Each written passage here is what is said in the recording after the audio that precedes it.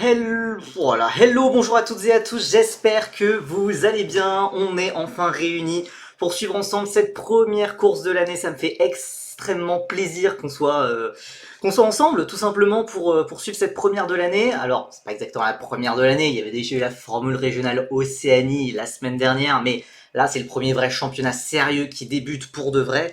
Je vous montre, attendez, il y a eu un petit souci au niveau de la diffusion. Donc je ne sais pas si on aura tout de suite un lien. La course est censée commencer dans 5 minutes. Donc on est réunis pour la Formule régionale Moyen-Orient. La Formule régionale Moyen-Orient, qu'est-ce que c'est déjà? On a fait une petite preview mercredi dernier au niveau pour un peu débriefer, pour un peu faire la preview du championnat. Ouais, c'est bon, attends, on a le lien, attendez. Je vais me mettre directement comme ça, parce que j'avoue que je commençais un peu à flipper quand j'ai vu qu'il y a eu un souci de diffusion. Ouais, c'est en train d'être bon. Ok. Je mets directement le lien, comme ça on sera plus tranquille. Euh, Hop là. Alors vous voyez, il y a plusieurs, et alors il y a 26 pilotes sur la grille de départ. Attendez, je vais mettre ça, hop, comme ça. Bonsoir en tout cas à ceux qui sont là déjà présents dans le chat pour cette toute première course de l'année. Donc la Formule régionale Moyen-Orient, qu'est-ce que c'est? C'est un championnat hivernal qui se tient de janvier à février, 5 manches. 5 manches, 3 à Yas Marina, la première étant ici, une à Dubaï et une à Losail au Qatar. C'est le championnat hivernal qui regroupe pas mal de pilotes de Formule 3 FIA, des pilotes qu'on découvrira notamment cette année en Formule 3 en levée de rideau des Grands Prix de Formule 1. On aura aussi des pilotes de Formule régionale, notamment des pilotes de FRECA, de Formule régionale européenne par Alpine, et donc beaucoup de pilotes français. Lors de cette saison, on aura normalement 2 pilotes français qui feront la campagne complète et certains pilotes feront une campagne partielle. C'est notamment le cas de Théophile Naël. Théophile Naël qui roule pour Saint-Éloge ce week-end, qui fera que les 2 premiers rounds. C'est aussi le cas de Dorian Pain qui roulera chez Prema, mais seulement pour les rounds 3 et 4. Ce qui veut dire que ici, par exemple, il n'y aura pas Dorian Pain. Mais par contre, on aura 2 Français qui feront la campagne entière. Il s'agit d'Evan Gilter et de Enzo Dellini. Enzo Dellini qu'on avait invité un peu plus tôt la semaine dernière sur Twitch. Une interview que vous pouvez d'ailleurs retrouver sur YouTube gratuitement, évidemment, sur la chaîne Percy F1. En F3, on a que Giusti comme français. Non, on a aussi Théophile Naël. Théophile Naël, donc, qui fait ses 2 premiers meetings de Formule régionale pour se remettre un peu dans le bain, pour se remettre un peu dans le monde. Voilà, pour rester fit, hein, tout simplement, pour rester bien dans le match. Et être directement complètement opérationnel pour le début de sa saison de Formule 3 avec Van Amersfoort Racing, car Giusti sera chez MP. Naël chez Van Amersfoort, donc Naël fera les 2 premiers meetings, mais lui il ne vise pas le championnat, il ne vise pas, voilà, c'est pas ça. Alors certains commentaires le notent, il y a certes Gilter, il y a certes Dellini, il y a certes Naël, il y a aussi Taito Kato, pilote chez ART, coéquipier de Evan Gilter qu'on voit justement à l'image. Evan Gilter qui a fait une splendide séance de qualification qui partira deuxième. Taito Kato, lui, partira huitième, le champion de France de Formule 4 en titre, pilote japonais, pilote envoyé par Honda. Très honnêtement, alors on attend confirmation, mais ce n'est pas un pilote qui a la nationalité française, c'est un pilote complètement japonais. A priori, c'est plus des questions administratives. C'est très souvent compliqué pour les pilotes japonais, notamment les pilotes japonais de moins de 18 ans, d'avoir leur licence, d'avoir une licence japonaise quand ils courent dans des compétitions internationales. Taito Kato est encore mineur, il a encore 17 ans. Donc voilà, ce n'est que provisoire. Si Taito Kato monte un jour en F1, voilà, il ne sera pas un pilote français. Mais il n'empêche que c'est quand même Taito Kato, ça reste quand même un produit de la formation française, champion de F4 française en titre. Vous êtes déjà énormément déjà présents sur le chat, la course va pas tarder à commencer. Donc déjà, je vais remercier les quelques follow qu'il y a eu depuis le dernier live. Donc ça commence avec Sambro 447 à l'instant, RP Funface, Hugo TFC 12, DHO MP5 Heure, DR4C KS, Hiraiko 12 à l'instant, Saki Sakirumba qui vient de faire son 4e mois de prime consécutif, et Bab Salto, et Skenan 21, Colin Shit, Miski Peak, et voilà, je pense qu'on a rattrapé tout le monde. Merci beaucoup, vous êtes énormes, et j'en ai même déplacé la fenêtre de stream. Attendez, je la remets bien en place. Voilà, on part pour un tour de formation. Pour Gilter commence bien. Alors Darksider83 a aussi fait son 3e sub. Waouh. Gilter commence bien pour l'instant, en espérant que ça s'améliore pour Enzo. On va revenir sur les qualifications. Ouais, il y a eu beaucoup de follow. Ouais, il y a eu beaucoup de follow. C'est ce que je suis en train de me rendre compte en les disant tous, donc merci beaucoup. On va partir pour des courses de 28 minutes plus un tour. Vous voyez, c'est le circuit de Yas Marina, mais on part d'un endroit différent. On part au niveau de la ligne de la voie des stands annexes, alors qu'on va descendre cette grille de départ avec Freddy Slater, le futur champion peut-être de l'Africa, l'ultra favori, le futur Antonelli selon certains, qui partira en pole position devant Evan Gilter, Rachid Aldairi et Reze Carrasquedo. On a ensuite Brando Bauer, futur pilote F3 chez Prema, devant Ernesto Rivera, pilote Red Bull. On a ensuite Hugo Chukwu, vainqueur du Grand Prix de Macao, devant Taito Kato, le champion de F4 française, le coéquipier d'Evan Gilter, devant Reza Siru Rutun, Kanatoli, Rui Killiu, Akshay Bora sur une autre R-Race. Puis ensuite, on aura une 7ème ligne 100% française avec Théophile Naël qui sera la première Saint-Éloque devant Enzo Dellini, pilote français qui a perdu le soutien de Red Bull. On a ensuite Aaron Cameron, un pilote australien qui nous vient des V8 Supercars, devant Jin Nakamura, pépite de Toyota. On a ensuite Aditya Kulkarni, Lorenzo Castillo, Jaden Pariat, Everett Stack, Kai Darianani, Jack Beaton, le vice-champion de F4 italienne, très loin, très compliqué comme séance de qualification pour lui. Jaroslav Veselao, Giovanni Maschio, vous voyez, il y a quand même pas mal de pilotes qui ne sont pas promis à un grand avenir. Et on a ensuite Finlay Green et Wang Zhongwei, pilote chinois de 29 ans. Voilà, il est malade Beaton. Alors je sais pas si c'est une vraie info que t'as, Homero, mais en tout cas, ouais, clairement c'est une séance de qualification extrêmement compliquée pour lui. Pour revenir un petit peu plus sur les pilotes qu'on devrait voir devant, Freddy Slater, c'est vraiment, voilà, peut-être le futur. Il a battu le record de victoire de Andrea Kimi Antonelli en F4 italienne. Il a atomisé la concurrence. C'est le commentateur qui l'a dit durant la qualif. Ok, et ben merci de l'info, ça explique un peu mieux ces performances assez compliquées. À ses côtés, on aura Evan Gilter, pilote français de 18 ans, qui redouble dans le championnat dans la catégorie Formule régionale, mais qui découvre le championnat de Formule régionale Moyen-Orient. Il n'y avait pas roulé l'hiver dernier. Evan et ART découvrent en fait ce circuit, qui découvre en fait ce championnat. ART fait ses débuts dans le championnat et ça commence de façon très positive. Voilà, Evan Gilter directement en première ligne. Il était à moins d'un dixième de Freddy Slater lors de la première séance de qualification. Pour la deuxième séance de qualification, c'est aussi Slater qui a pris la pole devant Evan Gilter.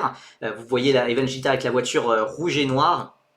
Evan Gilter qui a par contre pris 4 dixièmes et demi sur la deuxième séance de qualification, mais quand même, le pilote français était là, présent, directement, en ne connaissant pas le circuit, tout comme son équipe, donc ça reste extrêmement prometteur. Les pilotes se placent sur la grille de départ, Freddy Slater à gauche de l'image, Evan Gilter à droite.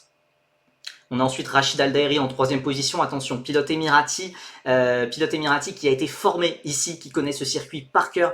Attention, les pilotes émiratis sur les circuits émiratis, ça fait généralement des très bons résultats. Rachid Aldairi, il a été très discret en F4, mais il a montré de très belles choses en test et à Macao pour ses débuts en Formule régionale. Donc attention sur la voiture bleu ciel. Les dernières voitures se placent sur la grille de départ. Ouais, la ligne de départ à cet endroit, ça fait bizarre. Vous en faites pas, vous allez vous y habituer pendant le week-end et aussi lors du 4e round aussi. On va repasser par cet endroit. Le drapeau vert va pas tarder à être agité. Et la saison 2025 va pouvoir commencer. On attend que les feux s'allument. Les feux s'allument. Evan Gilter qui sera à l'intérieur. Attention, faire un bon départ. C'est bien parti. C'est beaucoup plus compliqué pour Reze Carrasquedo. Au niveau de la 4e position, Ernesto Rivera avec la livrée Red Bull qui a tenté de se décaler. Très bon départ de Théophile Naël qui a déjà passé 2 voitures. Attention, Freddy Slater est toujours devant. Attention, Evan Gilter, j'ai l'impression qu'il s'est un peu fait... Alors, la réalisation, c'est compliqué. La réalisation est très compliquée, là, quand même. On aimerait bien avoir plus de caméras. Et malheureusement, Rachid Al-Daïri a pris le meilleur sur Evan Gilter. Ça, c'est la mauvaise nouvelle. Très très mauvaise nouvelle. Rachid Al-Daïri qui a directement pris le meilleur. Pas trop d'incidents quand même. Pour une première course de l'année, j'ai l'impression que tout le monde a été assez chill. On a tenté de la jouer safe. Oh les caméras, c'est compliqué. Hein. Je sens que ça va être compliqué. Hein. Donc on a bien Al-Daïri 2, Gilter 3. On a ensuite Brando Bador à la 4e position. On voit les ART aussi à la lisière du top 10. Il n'y a pas de cam dans la chicane, donc c'est pas terrible. C'est terrible. c'est vraiment terrible. Ça tente de se décaler. J'essaye de voir. On a Enzo Dellini là, qui est devant ce petit groupe là, qui est en train de se bailler. Rui Killiu, voiture blanche et verte devant Jim Nakamura, la pépite de Toyota, qui a eu une première séance de qualification très très très compliquée. J'espère surtout qu'on va avoir très vite un classement, parce que là on a toujours les deux Mumbai Falcons de Slater et de Al-Daïri en tête devant notre Français Evan Gilter. Attention, les deux RT et les deux RACE à la bataille. Taito Kato et Kanatoli, deux pilotes japonais deux pilotes japonais. Oh attention, c'est parti, c'est Finlay Green. Je pense c'est Finlay Green, un pilote de 24 ans de Pinnacle Motorsport qui est parti en tête à queue. Il va pouvoir repartir, on ne devrait pas avoir de safety car. On ne devrait pas avoir de safety car. Le numéro... on va peut-être avoir une safety car finalement. On va peut-être avoir une safety car. Hein. Nouvelle livrée pour ART? Non, c'est globalement la même livrée, hein, rouge et noir. Hein. Allez, le premier tour est complété. Il va y avoir une bataille pour la 4e place entre Brando Badoer et Jesse Carrasquedo pour la 4e. Attention. Et les deux RT qui sont toujours en train de se chercher, c'est pour la 10e place. Taito Kato qui va défendre face à Kanatoli. Taito Kato à l'intérieur. Non, Kanatoli va pas pouvoir enrouler à l'extérieur, ça ne va pas passer. Voilà, on a un classement un peu plus solide. Théophile Nael, encore une fois, ça surveillez-le. Surveillez-le en Formule 3, Théophile Nael. Au niveau des départs, il partait 13e et là, il est déjà 9e. Je pense que c'est sa grande force quand même. Oh, attention, il y a une voiture qui est partie. J'ai l'impression que c'était une Pinnacle Motorsport. C'était peut-être Jesse Carrasquedo qui est parti au large. On va voir s'il perd des positions. Est-ce que... En tout cas, c'est pas Gilter, c'est pas Badoer, c'est Carrasquedo qui a perdu des places, puisqu'en 5e position, on retrouve Hugo Gochoukou devant Rivera, Cyril Rotun et Théophile Nael qui est juste derrière. Juste derrière Carrasquedo, voiture noire globalement. Ouais, vous voyez, c'est Carrasquedo qu'on montre à l'image. Juste derrière, Théophile Nael, voiture bleue et blanche pour ses dernières courses avec Saint-Eloc. L'équipe qu'il a révélée un peu hein, en F4 espagnol, puis en FRECA, puis au Moyen-Orient. Et malheureusement, ça a été un début de course assez compliqué pour notre invité de la semaine dernière, Enzo Dellini, toujours 14e, il partait 14e déjà. Attention, l'attaque d'Akshay Bora sur Wikiliu, c'est pour la 11e place. On rappelle que les 12 pilotes marquent des points, certes, mais aussi le gros enjeu de cette course 1, c'est la 10e place, car la 10e place offre, certes, 3 points, mais surtout offre la pole position pour la course 2. La course 2 prend l'ordre d'arrivée de la course 1 en inversant le top 10. Donc pour l'instant, c'est extrêmement provisoire, mais ce serait Taito Kato en pole position. Mais visiblement, Kanatoli voit les choses autrement et va essayer de l'attaquer assez rapidement. Alors que Akshay Bora a bien pris le meilleur sur Wikiliu. On a l'ARS de Nakamura sur Aaron Cameron, pilote australien de 24 ans. Je ne sais pas trop vraiment ce qu'il fait là dans en formule de promotion, puisque c'est un pilote qui est parti en Supercars en Australie. Alors que là, on a les deux Axel Grand Prix, une équipe indienne gérée par PHM Racing qui se battent, c'est un peu à l'arrière du peloton pour la 17e position. Deux pilotes indiens, Aditya Kulkarni et Jaden Pariat. Alors qu'ici, on remonte un peu plus haut, avec toujours les RAs de Bora Liu sur sa PHM, Liu sur sa Origin Motorsport qui est une équipe chinoise et Enzo Dellini. En tout cas devant, pour l'instant Freddy Slater a l'air d'être en train de creuser et on va voir, il va y aussi avoir un paramètre pneumatique qui va rentrer en compte un peu plus tard dans la course. En tout cas, Evan Gilter n'est absolument pas inquiété pour le podium, mais pour l'instant il a du mal à se montrer plus présent. Enzo Dellini à l'attaque sur Wikiliu à l'intérieur qui va pas laisser beaucoup de position, laisser de place au pilote chinois, le pilote chinois qui va quand même repasser devant. Attention, possible bataille pour la 9e place entre Théophile Nael et Taito Kato. Théophile Nael, voiture bleue et blanche. Taito Kato qui ne se décale pas. Il va gentiment prendre son aspiration pour toute la ligne droite.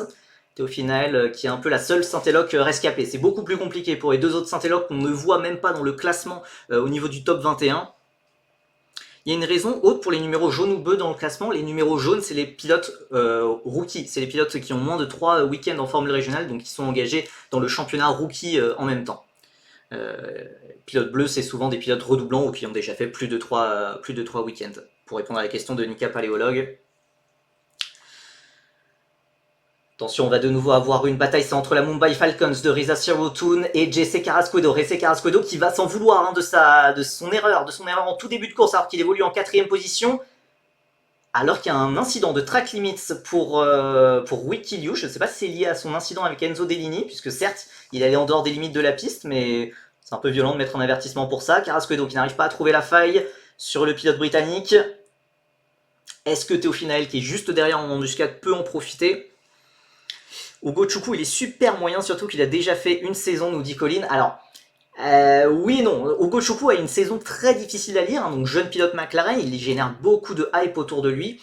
Il a une saison très compliquée en Freca avec Prema, ça c'est certain. Il finit seulement 11ème en dehors du top 10 quand ses coéquipiers font premier et deuxième.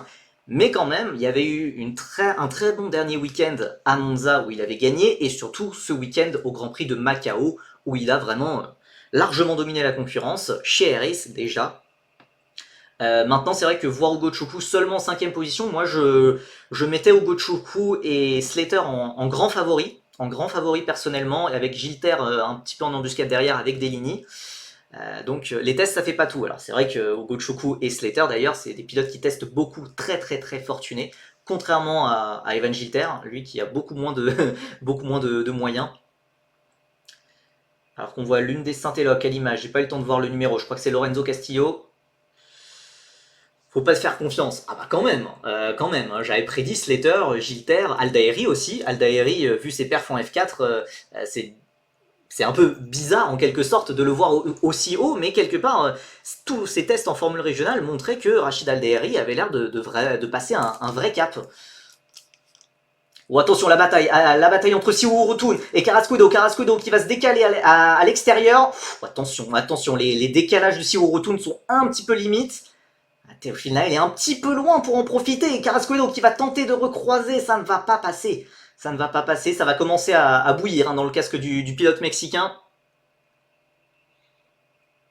En tout cas, ça c'est tout bénef pour la Pinnacle, la livrée Red Bull que vous voyez juste devant. Non, ce n'est pas Enzo Dellini. Enzo Dellini qui a perdu le soutien de Red Bull pendant l'hiver, on le rappelle, mais c'est bien Ernesto Rivera, une nouvelle recrue mexicaine de 16 ans, 5ème de F4 espagnol, très bon en F4 espagnol. Pour sa première saison en Europe, il avait beaucoup à apprendre et il s'en est très bien sorti. Dellini reste proche de Red Bull malgré la fin de la collaboration. Oui, il reste proche de Red Bull, enfin il reste proche s'il y a des bonnes performances. Et pour l'instant, j'avoue que cette journée est assez compliquée pour Enzo Dellini, toujours scotché à la 14ème position. Alors c'est pas la RS que vous voyez là, c'est la RS juste devant avec le halo rouge, avec le numéro 1. Donc certes Enzo Dellini est devant Jin Nakamura, mais pour l'instant c'est extrêmement compliqué. Ouais, Dellini a été viré du Red Bull Junior Team et on verra. Et on verra s'il fait une bonne saison, il pourra revenir. Mais pour le moment, voilà, 2025 ne commence pas du bon pied. C'est marrant comment Carrasquedo est parfois aléatoirement très rapide. Carrasquedo qui sort de 2-3 saisons, j'ai envie de dire, même assez compliquées. C'était un énorme espoir mexicain, mais qui a eu des problèmes de santé assez importants, qui ont dû le faire arrêter sa carrière pendant quelques temps. Et c'est vrai que je l'attendais pas à pareille fête, même si voilà, il a fait cette erreur en début de course qui l'a fait passer de la 4ème à la 8ème place. Erreur peut-être que causée d'ailleurs, hein. Peut-être, on sait qu'il était à la bataille avec Badoer, peut-être qu'il y a eu un incident, en tout cas, j'ai pas vu de message de la direction de course à ce sujet. Alors que c'est en train de s'écharper derrière pour la 12ème place, hein, pour l'instant occupé par Akshay Bora avec la livrée RS, le casque vert. Enzo Dellini à l'intérieur sur Wikiliu pour la 13ème position, va falloir passer à l'intérieur, va falloir faire des dépassements. Allez, va falloir compléter ce dépassement. Attention, Wikiliu qui reste toujours à hauteur, et surtout Liu, encore une fois Wikiliu qui est passé en dehors des limites de la piste. Mais cette fois, c'est bon, Enzo Dellini complète le dépassement, et peut-être que Jin Nakamura va pouvoir en profiter. Non, Jin Nakamura, le japonais, va en rester 15ème pour le moment derrière le pilote chinois. Faut qu'il soit patient, Naël, à ce rythme, il aura des opportunités. Bah, c'est vrai que vu la bataille qu'il y a entre Siwoo Rotun et Carrasquedo, on sent que ça peut vite partir en vrille. Harris a l'air en difficulté en formule régionale. Ouais, c'est un peu surprenant car on rappelle c'est les tenants du titre, avec Tuka Taponen notamment, mais même avec Zachary David, ils avaient été excellents l'an passé. C'est un petit peu surprenant de les voir galérer à ce point. Moi personnellement, je les avais mis en favori. Et surtout au vu de ce qu'ils avaient montré avec ce même matériel, car ce n'est pas le même matériel qui est utilisé en Freca. Notamment car c'est des moteurs différents, c'est des moteurs qui sont utilisés aussi à Macao. Et à Macao, attention, une nouvelle bataille entre coéquipiers chez Axel Grand Prix. On ne va pas voir la suite, visiblement, le réalisateur n'a pas trouvé ça intéressant. Donc c'est des moteurs Alfa Romeo, contrairement aux moteurs Alpine qu'on retrouve en Freca, et visiblement ça avait l'air de bien se passer, ça avait l'air de bien se passer à Macao, vu que RS avait fait premier et quatrième avec Ugo Chukwu et Deligny, là c'est beaucoup plus compliqué. Alors que malheureusement Evan Gilter commence à perdre un petit peu le contact avec Rachid Aldaeri, on va voir si c'est peut-être un peu plus de gestion, hein, mais pour le moment en tout cas il n'est pas inquiété pour le podium, mais pour le moment c'est compliqué. RS était bon en F4 tout à l'heure. Ouais, alors pour RS ça s'est très bien passé avec notamment la première victoire d'Emanuele Olivieri. Hein. Je vous avais dit au live de preview de le surveiller, l'italien. Très sous-coté mais très réputé en Italie. Et visiblement, voilà, dès qu'on lui offre une voiture dans un team décent, visiblement ça fait des belles performances. Donc vraiment affaire à suivre pour RS en F4 pour l'équipe française. Si Nakamura garde ce niveau, je comprends pas pourquoi Toyota l'a pas envoyé en Freca. Quoi? Ah, je comprends pas pourquoi Toyota l'a envoyé en Freca. Alors, Jin Nakamura a fait une deuxième séance de qualification bien meilleure, où notamment il a battu Enzo Deligny. Enzo Deligny qui était la moins bonne des races lors de la deuxième séance de qualification. Donc voilà, ça reste... il faut... ça reste un premier week-end dans ces voitures. Jin Nakamura, il vient du Japon, il vient de la Super Formula Light qui utilise des voitures un petit peu différentes, qui utilisent les Dallara 324, alors que ici c'est des Tatus T318 un petit peu différentes, beaucoup plus compliquées à conduire en tout cas, peu agréable à conduire. On va bientôt avoir une bataille pour la 12e place entre Akshay Bora et Enzo Deligny à l'intérieur qui va se montrer, je pense que c'était plus pour perturber Akshay Bora qu'autre chose. La 12e place qui offre un point. J'en profite pour rappeler le barème qui a changé pendant l'hiver par rapport à la saison précédente. C'est 30 points pour le vainqueur. Ça serait provisoirement 30 points pour Freddy Slater, 22 pour Rachid Aldaeri. Et salut à Jules Caranta dans le chat. Bienvenue à Jules Caranta dans le chat qui va pouvoir suivre notamment les performances, bon évidemment de Gilter, Deligny, etc. Mais aussi d'Ernesto Rivera. Et Ernesto Rivera qui est un pilote que tu vas très bien connaître, car il devrait être normalement le coéquipier de Jules Caranta pendant sa saison d'Eurocup 3. Jules Caranta, on rappelle, 3ème de Formule 4 française après une splendide saison, notamment face à Taito Kato aussi engagé, qui fait des débuts très sérieux. Ernesto Rivera, qu'on voit justement à l'image, à l'attaque sur Ugo Chukwu.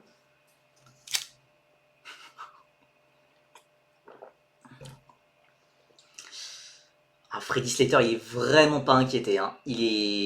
C'est vraiment le favori. C'est incontestablement le favori. Voilà, que dire. Voilà, tout simplement cette image résume bien ce qu'on risque de voir une grande partie de la saison. Freddy Slater seul au monde. Clairement, il a pas l'air de baisser de rythme. Hein. Il a un truc en plus, ce Freddy. Alors, évidemment, il y a un aspect budget, il y a un aspect préparation, il y a un aspect test, évidemment, mais en dehors de ça, voilà, il montre quand même il montre quand même un énorme talent à chaque fois dès sa première course. Voilà, évidemment, on pourra rappeler son erreur au Grand Prix de Macao, alors que Théophile Nael est sous attaque. L'attaque de Taito Kato, le champion de F4 France sur la Saint-Élode, qui malheureusement Théophile Nael va redescendre au 10e rang. Est-ce qu'il va pouvoir reprendre l'aspiration? Attention, les deux pilotes sous licence française, on rappelle Taito Kato qui a une licence française, très provisoirement bien sûr, mais le champion de F4 France qui va être côte à côte avec Théophile Nael. Oh purée, mais c'est pas possible de pas avoir de caméra sur la chicane. C'est exceptionnel, c'est limite le point le plus intéressant, le point de vue le plus intéressant du circuit. Alors que Ernesto Rivera à l'attaque sur Ugo Chukwu. Attention, le pilote Red Bull face au vainqueur du Grand Prix de Macao. Et derrière, on a toujours la bataille Kato-Nael. Kato qui va prendre l'intérieur, Rivera qui va garder l'intérieur et qui devrait passer. Ernesto Rivera qui va passer au 5e rang. Très belle performance du pilote Pinnacle. Et Hugo Chukwu qui montre, que la RS a finalement des difficultés, comparé surtout à la saison dernière avec Taponen, qui avait largement remporté le titre, qui avait même écrasé le championnat, c'est vraiment surprenant. Alors, Taito Kato, il vient de faire le dépassement pour la 9ème position. Est-ce que c'est tellement un... Est-ce que c'est une bonne idée? Alors, certes, Taito Kato va prendre un point supplémentaire s'il garde cette position, mais il n'empêche que la pole position provisoire pour la course 2, c'est Théophile Naël qui l'aurait, c'est pour la 10ème place. Une caméra à la chicane, par contre on a mis 12 caméras du côté de l'hôtel parce qu'il est trop stylé, mais ça... c'est compliqué, c'est compliqué. Généralement il y a des meilleures caméras à Dubaï, voilà, pour la petite anecdote. Alors que Wiki Liu continue de se faire dépasser, cette fois c'est par Aaron Cameron. Il avait fait une très bonne qualification de pilote chinois, là ça commence vraiment à dégringoler. Allez, on fait un petit point sur le classement à 12 minutes de la fin, on a fait plus de la moitié de la course. Merci, comment ça se fait que c'est Taito Kato, roule sous licence française alors que l'année dernière roulait sous licence japonaise. Comme je l'ai dit, la F4 France c'est un championnat national, la Formule régionale Moyen-Orient ou d'ailleurs l'Africa, ce sont des championnats internationaux et il faut un autre type de licence pour pouvoir rouler. Et visiblement, de ce que je comprends, c'est que voilà, le Japon donne très rarement des licences aux pilotes. Des licences internationales pour les pilotes de moins de 18 ans. Donc Taito Kato a dû se rabattre sur la licence française, mais évidemment c'est très provisoire, ne vous en faites pas. Enfin, ne vous en faites pas. Ça m'arrangerait qu'il... Oh attention, il y a une voiture qui rentre dans les stands, j'ai l'impression que c'est une Mumbai... Non, c'est Wiki Liu. Non, c'est Reza Siwurutun. Reza Siwurutun qui est passé au stand. Alors qu'est-ce qui s'est passé? Le pilote britannique qui était en 7ème position. Il y a... Alors là, je vois pas spécialement de dégâts. C'est un drive-thru? Non? Il est pas en train de s'arrêter là. Bon. Alors du coup, ça fait remonter tout le monde d'un rang. Taito Kato qui monte au 8ème rang, Théophile Naël 9. Et Enzo Dellini, oui, Homero, tu fais bien de le souligner. Enzo Dellini 11ème. Ouais, peut-être problème mécanique. En tout cas, je voyais pas de dégâts spécialement.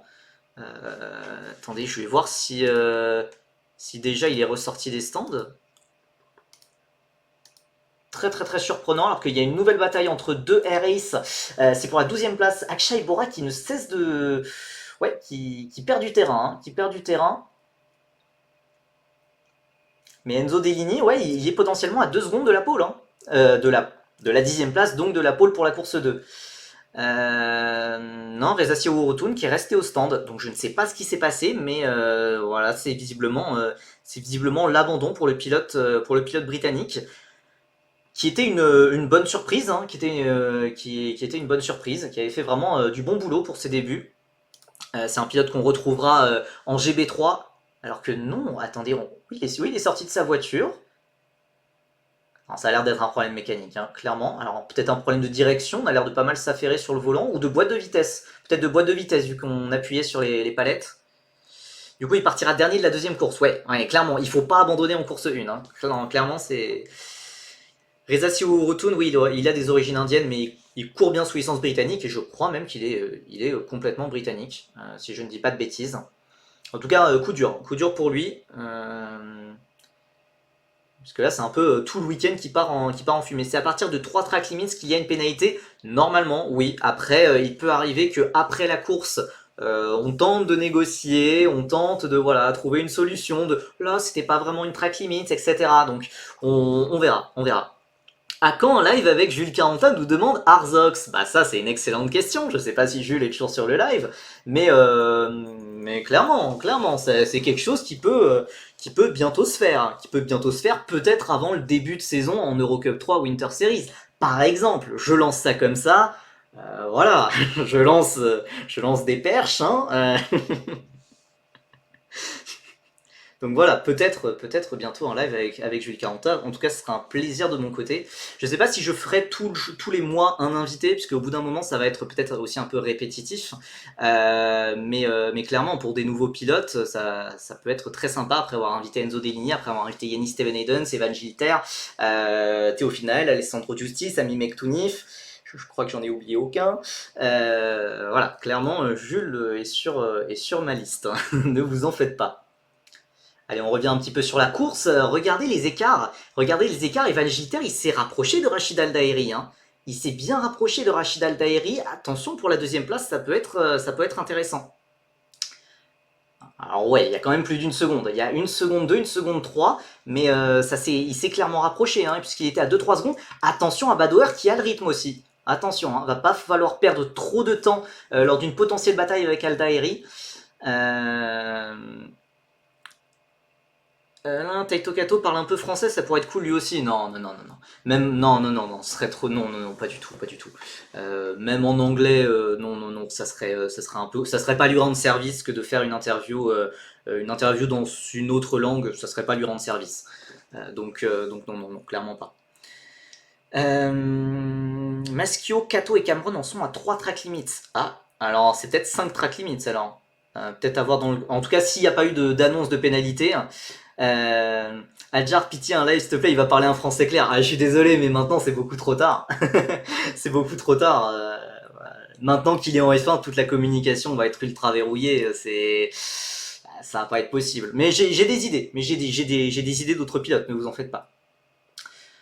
Allez, on revient un peu sur ce qu'il se passe en course. Hein. Taito Kato qui a un bon rythme. Alors certes, il a 3 avertissements de track limits, mais Taito Kato il a un bon rythme, puisque là il revient bien sur Carrasquedo. Putain, Rivera il est vraiment dans un no man's land, il a vraiment complètement lâché Ugo Chukwu sur le rythme pur. Ensuite on retrouve, donc voilà, Ugo Chukwu sur sa RS, Carrasquedo sous grosse pression de Taito Kato. Non, c'est vrai que la livrée d'ART a dû changer, hein, vous avez raison. Hein. Vous avez dû... Alors... Alors c'est marrant parce que pour la petite anecdote, pour ceux qui demandent le live avec Pacom Weissenberger, de base, en tout début de saison 2024, on devait faire un live avec Pacom et malheureusement il y avait eu des soucis de connexion. Malheureusement, c'est dommage. Quand Naël va laisser sa place à Gerhardt, bonjour à la line-up Saint-Éloque. Ah oui, c'est vrai que Théophile Naël, qui est actuellement 9ème, donc il partirait 2ème pour la course 2. Évidemment, ça serait très bien, mais le truc c'est qu'il fait que les 2 premiers meetings. Il fait que les 2 premiers meetings, donc je ne sais pas qui va le remplacer. Mon espoir c'est qu'il soit remplacé par Enzo Peugeot, qui devrait être le pilote leader de Saint-Éloque en FRECA. Il avait déjà fait 2 meetings en Formule Régionale Moyen-Orient, donc pourquoi pas, pourquoi pas. Sauvetage sur le gong au final. Ah mais vraiment, sauvetage miraculeux. Déligné revient comme un fou sur Canatoli, ça peut le faire. Ah, franchement, ça serait top. Hein. Ça serait top, puisque d'ailleurs, on le rappelle. Pour autant, ça m'étonnerait pas que Adjar te connaisse, t'as participé à mettre la lumière sur lui, le voir ici m'étonnerait pas. Alors oui, non mais il me connaît, bah, on a même fait une photo ensemble et tout au gala, il me connaît, mais bon, voilà, c'est pas... C'est pas très raisonnable enfin voilà, maintenant que la communication, voilà, il va avoir une communication ultra verrouillée. Et oui, c'est ça, c'est Enzo Deligny hein, qui remonte vraiment bien, qui est dans les échappements de Canatoli. Alors on a des fins de course assez différentes. Hein. On a Evan Gilter qui a 1 seconde 3, l'écart s'est stabilisé avec Al Daeri. Taito Kato qui revient fort sur Carrasquedo, mais par contre Canatoli qui voit revenir Enzo Deligny. Pourquoi ART a la livrée Alfa Romeo de Pourchère? Je pense que c'est juste une coïncidence, ou peut-être qu'ils se sont rendus compte que la livrée de Pourchère était vraiment très jolie. Attention Enzo Deligny, ouais, qui se montre à l'intérieur. Ça va pas le faire, mais clairement, en 4 minutes de course plus un tour, il peut se passer encore des choses. Andy Consani, alors j'ai déjà fait une interview avec lui récemment, à retrouver notamment sur Feeder Series, mais surtout beaucoup trop jeune pour faire une interview en live. Hein. J'ai des limites quand même, j'ai des limites. Rachid Al Daeri qui est à l'image, ouais, 1 seconde 5 avec Evan Gilter, ça ne descend plus. Ça ne descend plus malheureusement. Donc oui, pour rappeler le barème de points qui a changé par rapport à l'an dernier, j'ai l'impression que ça fait 4 fois que je dis cette phrase, que je ne la finis pas. 30 points pour le vainqueur, 22 pour le deuxième, 18 pour le troisième, puis ensuite 15, 12, 10, 8, 6, 4, 3, 2, 1 jusqu'à la 12e place. Donc voilà, des points pour les 12 premiers. Et aussi, c'est le même barème de points en course 2, malgré la grille inversée, puisque voilà, les commissaires considèrent que en 28 minutes plus un tour, on peut rééquilibrer les choses, etc. Donc la course 2 offre le même nombre de points. Voilà. Et d'ailleurs, je ne sais pas pourquoi il y a un changement de barème. Je pense que c'est peut-être pour... peut-être offrir un peu plus d'enjeux aux 11e et 12e places. Je ne sais pas vraiment... pour qu'il y ait peut-être un petit lot de consolation au pilote qui est en 11e place. Un petit lot de consolation pour le pilote en 11e place, pour pas qu'il perde à la fois les points et à la fois la pole. Je ne sais pas vraiment, il n'y a pas eu d'explication officielle. Carrasquedo P7, c'est pas long, on se souvient qu'il était très prometteur avant ses problèmes d'angoisse. Oui, oui, il avait eu des sacrés problèmes. Après voilà, il était quatrième, donc ça serait une course frustrante pour Carrasquedo, même s'il finit à cette 7ème position, mais ça serait son meilleur résultat depuis très longtemps. En tout cas, il n'a pas eu une saison exceptionnelle. Et Carrasquedo, il est encore sous grosse pression de Taito Kato, la course n'est pas finie. Et Enzo Dellini a passé Canatoli, hein. Enzo Dellini a passé Canatoli, on est tous d'accord là-dessus. On n'a absolument pas vu l'image, mais Enzo Dellini a pris le meilleur pour la 10ème place et donc la pole position pour la course 2. Ouais, Dellini est passé, hein. On n'a pas vu l'image malheureusement. Bon, pendant ce temps, on montre même plus Freddy Slater, hein. Mais rappelez-vous, il y a bien un pilote qui est en tête. Ouais, Théophile, oui, Enzo Dellini qui est bien placé qui est bien passé sur Canatoli, on nous le confirme. Voilà, Slater, il est là, tout seul au monde, vraiment. Zéro inquiétude de son côté. Et enfin arrive Aldairi, Gilter et Badoer. La réelle, il a dit qu'il essaie de filmer. Non mais oui, la réalisation, je suis d'accord que c'est compliqué, hein. Slater, il roule avec une F3.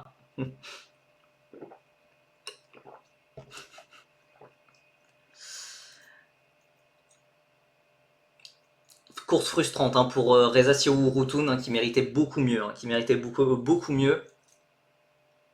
Ouais, je pense que Homero, je crois que t'as les droits, hein, pour bloquer des gens, hein. Si t'as les droits, écoute, fais-toi plaisir, hein.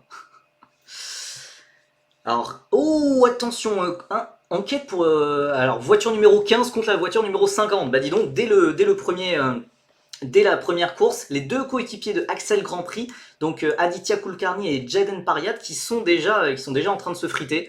Bon, ça commence bien l'ambiance chez l'équipe indienne, soutenue par PHM d'un côté technique.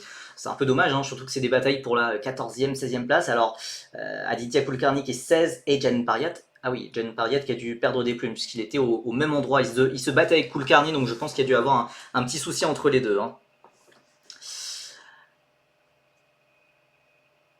L'une des grosses surprises, alors évidemment, donc Reza Sirourutun qui a été qui a eu, je pense, a priori un problème mécanique. Jack Beaton, c'est l'une des Mumbai Falcons, ses coéquipiers sont premier et deuxième.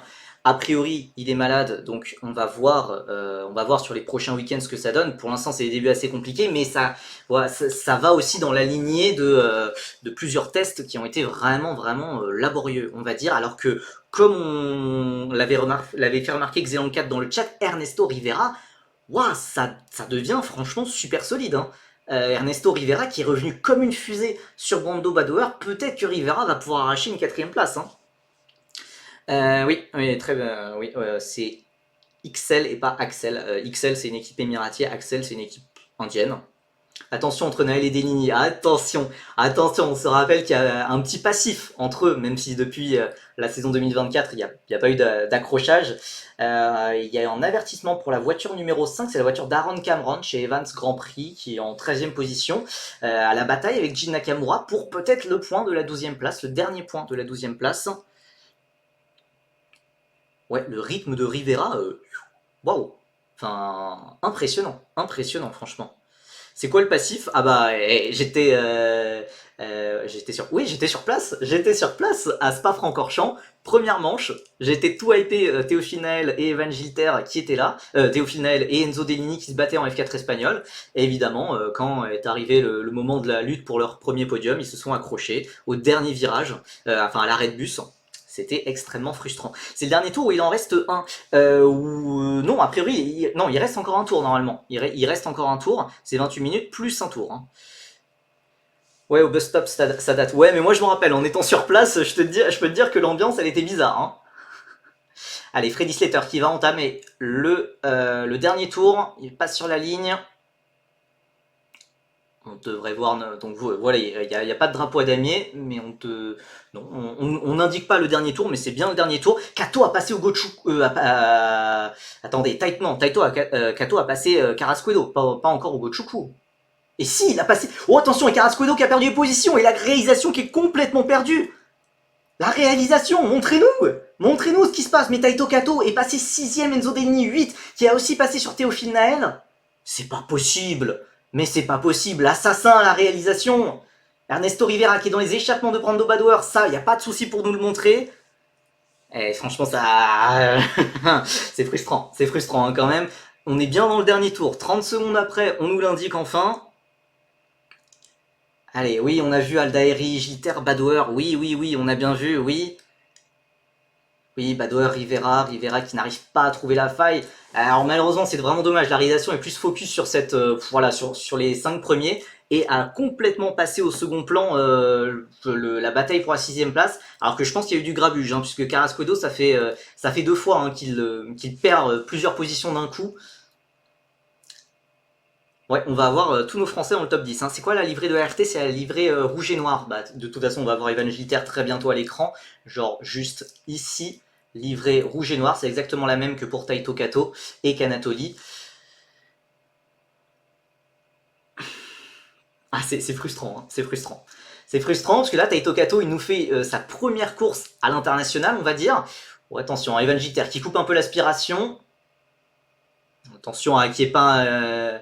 à ce qui n'est pas un petit souci, ce qui n'est pas une attaque de dernière minute d'Ernesto Rivera. Freddy Slater qui passe sur la ligne, c'est une splendide première victoire. Il aura été seul au monde le pilote britannique qui marche peut-être dans les pas d'Andrea Kimi Antonelli, vainqueur et champion en 2023 pour Mumbai Falcons. Rachid Aldaeri devant Evan Gilter et Ernesto Rivera peut-être sur la ligne face à Badouer, ça va pas passer. Badouer juste devant pour moins d'un dixième de seconde sur Rivera. On attend, Ugo Chukwu est repassé sur Kato, attention, Ugo Chukwu qui va arracher la 6ème place à Taito Kato. Enzo Dellini qui va passer 8, Théophile Naël 9 et Kanatoli 10ème qui aura la pole position pour demain, et Carrasquedo, le pauvre Carrasquedo qui évoluait 4ème en tout début de course, qui va terminer 11ème et qui aura 2 points pour se consoler, et Jin Nakamura, le pilote Toyota Air-Ace, aura 1 point. Alors, j'ai un peu le démon quand même qu'on n'ait pas eu la réalisation pour cette bataille du dernier tour. Oula, c'est un peu le chaos à ce niveau-là. Qu'on n'ait pas eu la réalisation pour la bataille du dernier tour entre Ugo Chukwu, Kato, Dellini, Naël. Je pense qu'il y avait de très belles choses à voir. 3 Français, 3 ART, 1 Saint-Eloc et 2 RS dans le top 10. C'est une sacrée performance, surtout pour ART. Surtout pour ART qui découvre le championnat. C'est même énorme. Pourtant, l'année dernière, il y avait toutes les caméras. Ça dépend. Et ça va dépendre des week-ends. Car là, en fait, le souci, c'est qu'on est en support des Yas Racing Series et c'est un championnat émirati local sans grande visibilité. Donc, on fait le point sur le classement. Slater, vainqueur, pas encore champion, mais ça ne saurait peut-être tarder, devant Aldaeri. Gilter, meilleur français qui décroche le premier podium français de la première course de la saison, devant Badouer, Rivera, Ugo Chukwu, Kato, Dellini, Naël. Et donc, en pole position, on aura Kanatoli devant Jesse Carrasquedo. Percy, regarde le nombre de viewers, vous êtes exceptionnels. Hein. Vous êtes exceptionnels. Hein. Et j'ai trop hâte de vous dire qu'on va aussi streamer la course... attendez, est-ce qu'on pourrait pas streamer la course 2 aussi? Je ne sais pas. Je ne sais pas. Attendez, je vous repartage les horaires aussi des prochaines courses. Horaires que j'ai aussi partagés sur Twitter. Mais vous êtes... ça fait trop plaisir de voir que vous êtes tous autant en manque de sport auto que moi, et que du coup tout le monde se rabat sur les formules de promotion parce que c'est la seule chose qui roule un peu en janvier. Je caricature un peu, évidemment. Il y avait le Dakar, va y avoir le rallye Monte Carlo très bientôt, va y avoir les 24 heures de Daytona très bientôt aussi. Ne m'en veuillez pas les fans d'endurance ou les fans de... Voilà. Alors que Slater s'immobilise. Première victoire d'une très longue série cette année, clairement c'est le super favori. Hein. Alors oui, pour répondre à la question sur Slater, oui, il y a une grosse rumeur, disons, qui dit que Slater pourrait aller chez Audi. Hein. C'est clairement pas impossible. Hein. C'est clairement pas impossible. Maintenant, voilà, c'est une rumeur qui dure et qui n'a toujours pas été confirmée, donc on attend. 14h50, la course 2, ça va être compliqué. Ça va être compliqué parce que malheureusement j'ai des obligations aussi, voilà. Par contre, on sera bien ensemble pour suivre à 17h30. Notez bien 17h30 la course 3, 17h30 la course 3 avec encore une fois Evan Gilter qui va devoir peut-être prendre, je sais pas, un meilleur départ. Malheureusement, on n'a pas exactement vu comment Rachid Aldaeri a pris le meilleur sur Evan Gilter, mais voilà, c'était un petit peu dommage. c'était un petit peu dommage, parce qu'ensuite, Evan n'a pas eu l'occasion de reprendre le meilleur. En tout cas, il lance de façon parfaite hein, sa saison. Evan Gilter, c'est vraiment très très très solide. P3, peut-être qu'il voilà, il en aurait voulu peut-être un peu plus. Ah, merci beaucoup à Clément S82. Ah bah Clément, oui, bah merci beaucoup à toi Clément pour le Prime. Je vais en profiter. Deligny en pôle, non, Deligny n'est pas en pôle puisque non, Deligny il a fait P9. Hein. C'est Canatoli qui a fait P10. Hein. C'est Canatoli qui a fait P10, donc Deligny partira deuxième. Deligny partira P8. Oui, pardon. Deligny P8, Naël P9. Donc à la course 2 de demain à 14h50. Canatoli partira en pole position devant Théophile Naël et Enzo Deligny. Enzo Deligny a fait une bonne remontée. Il a fait une bonne remontée. Le souci, malheureusement, c'est quand même ses qualifications qui ont été vraiment compliquées. Au final, il finit juste derrière Ugo Chukwu, qui est censé avoir beaucoup plus d'expérience, qui est censé... Voilà, c'est pas mal. Mais voilà, on aurait aimé beaucoup plus de choses en qualification pour lui. Donc peut-être qu'il y a eu un souci à ce niveau-là. En tout cas, c'est les premiers points. C'est les premiers points importants qui vont lancer sa campagne. Course 1 et 2, c'est le même barème de points. Oui, ça sera le même barème de points, même si c'est une grille inversée, c'est le même barème de points, donc ça va être à surveiller. Ça va être trop compliqué, ça va être trop compliqué à faire malheureusement, ça va être trop compliqué pour moi de streamer, donc malheureusement, on va faire que la course 3. On va faire que la course 3, mais on se retrouvera un peu avant, évidemment, pour reparler de la course 2. En F4, RS va enfin briser la domination Préma avec leurs 2 cracks. Oui, visiblement, oui, ça... Emanuele Olivieri et Alex Powell ont l'air de faire de très belles choses. Écoutez, je pense qu'on va se quitter. Merci encore énormément d'avoir été aussi nombreux sur ce premier live. Carrasquedo pour aller chez VAR en F3. Normalement, les rumeurs l'envoyaient plutôt chez X. Mais voilà, encore ça reste à confirmer. Mais c'est vrai que chez Van Amersfoort, ça pourrait faire sens. Hein. Il a des liens avec eux, donc pourquoi pas. Pourquoi pas. Écoutez, merci beaucoup à vous tous, on se dit à très bientôt, évidemment à très vite sur Twitter, sur Insta, sur Fitter Series, sur YouTube, sur Blue Sky et sur Twitch. On se retrouve donc à 17h30 pour la course 3. On espérera évidemment un nouveau podium d'Evan Gilter, peut-être une victoire, on ne sait pas. Et on verra aussi ce que ça a donné en course 2 avec nos Français qui partiront 2e et 3e notamment. Allez, salut, passez à tous une très bonne soirée, bye bye.